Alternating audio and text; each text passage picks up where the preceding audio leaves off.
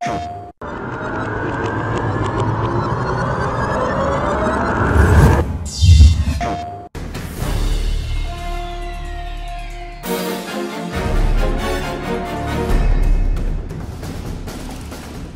and foremost, I think we set ourselves the target of being, the best looking game on Vita. We wanted to really push what we could do technically.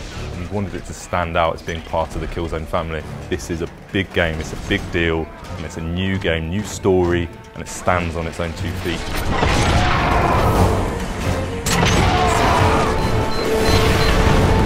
Killzone Mercenary starts just at the end of Killzone 1, where the ISA are defending their home planet against a Helghast invasion, and then it takes us through, going parallel with some of the events in Killzone 2, the invasion at the start.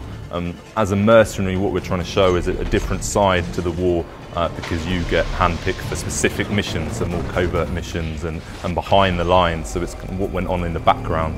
So there are shout outs to some of the things that happened in Killzone 2 and the story, and it all ties in with that universe.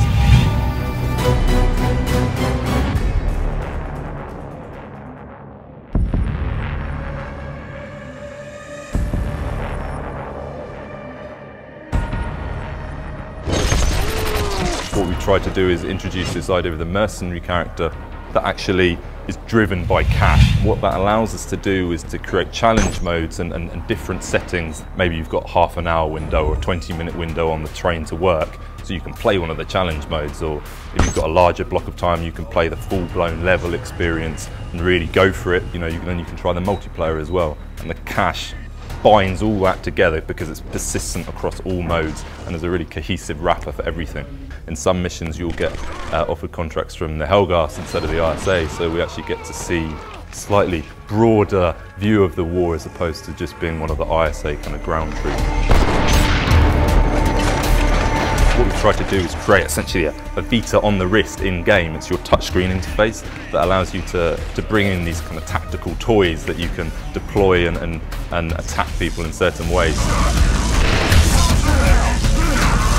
Brutal melee, it requires gestural input, so it's a quick swipe depending on the motion of the melee. So we've created far more brutal melees and really tried to make them directionally targeted and make them kind of really impactful and visceral and satisfying. So it feels kind of quite tactile, and I think it fits well with the input and the gestural nature of it.